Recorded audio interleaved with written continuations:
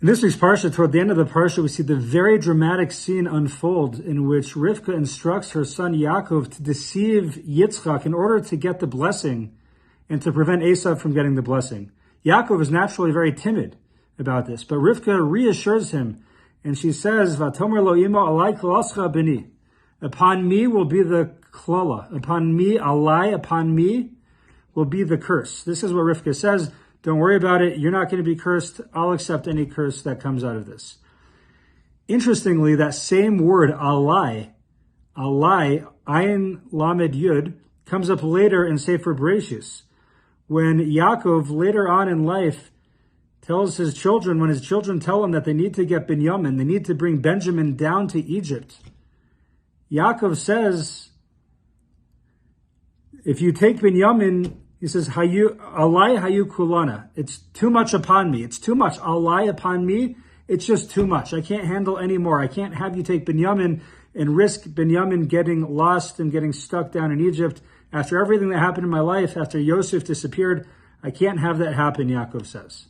So we see twice this word alai appear. In this week's Parsha, when Rivka says she'll take the curse alai upon herself, and then with Yaakov later on, he says, I can't have you take Benjamin down to Egypt because alai hayu kulana. It will be too much upon me, too much for me.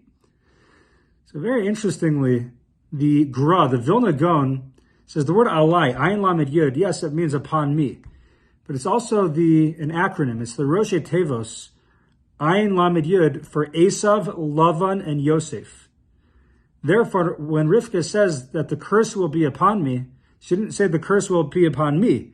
She said the curse will be a curse of Esav, a curse of Lavan, and a curse of Yosef.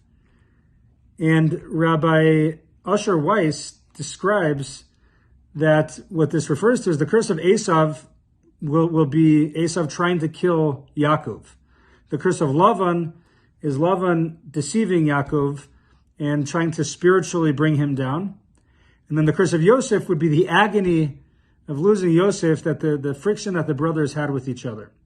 And Rav Asher Weiss describes that this curse of alai, Esav, Lavan, and Yosef, trickled down throughout the generations, not just to Yaakov, but to the entire Jewish people throughout history. And when we look at our history, we see that we've had two terrible decrees against our people, generation after generation. The first, of course, is the curse of Esav who tried to kill and murder his brother Yaakov. We don't have to look that far back to understand every generation we have enemies who literally try to kill us. We're still grieving and mourning and in such pain over this curse of Esav that's recently manifested itself in the slaughter of our brothers and sisters in Israel a little over a month ago. Similar, this is the curse of Haman, when Haman tried to genocide our people, decreed against our entire people that we should all be killed. We've seen this during the pogroms, during the Holocaust. Generation after generation, we see this curse. We also similarly see the Gzera, the curse of Lavan. This is, of course, is the spiritual curse. We say in the Haggadah how Lavan was bikes la'akar es hakol. Lavan tried to uproot everything in the spiritual sense. This happens also generation after generation. The story of Hanukkah, in which our enemies didn't try to literally kill and murder us. Rather, they tried to spiritually expunge Judaism. They tried to get rid of Judaism.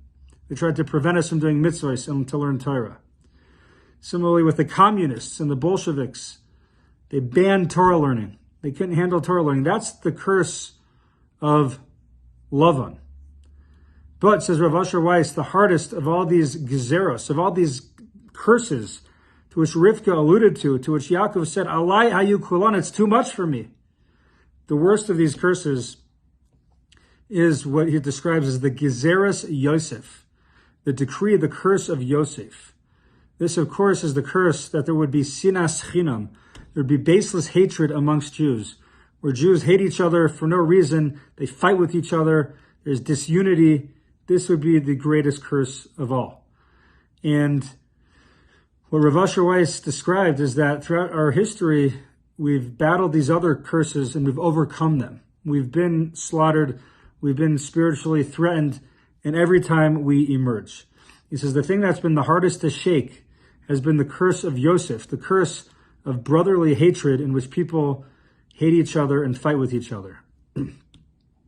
We know a month and a half ago in Israel, there was levels of discord that I don't believe I've ever seen in my lifetime. Hundreds of thousands of people fighting with each other, taking to the streets, protesting, protesting each other. That's a terrible, terrible thing. We know this past week, we had about 300,000 Jews coming together. Jews in Washington, D.C., of all backgrounds, of all religious perspectives, of all sides of the political aisle. None of that mattered because we've been threatened and we have come together. And the beautiful thing that's emerged of this horrific last month and a half is that now our differences simply no longer matter. None of it matters. We're united. We're one people. I have a friend who went to Israel as soon as this all happened. He said the unity is palpable. You could feel it. You could touch it. Anywhere you go, you feel connected to your fellow Jew. Religious background, political belief, none of that matters. Please God, that should be a merit that we can overcome this gzera of Yosef, alai hayukulana, this curse of Yosef that we've not been able to shake. Let us shake that. Let us stick with this unity, even, God willing, as things quiet and calm down. Let's not go back to our old ways where we fight with each other. Let's love each other, embrace each other, and understand each other. And please, God, that will bring Mashiach, and that will end all of our suffering once and for all.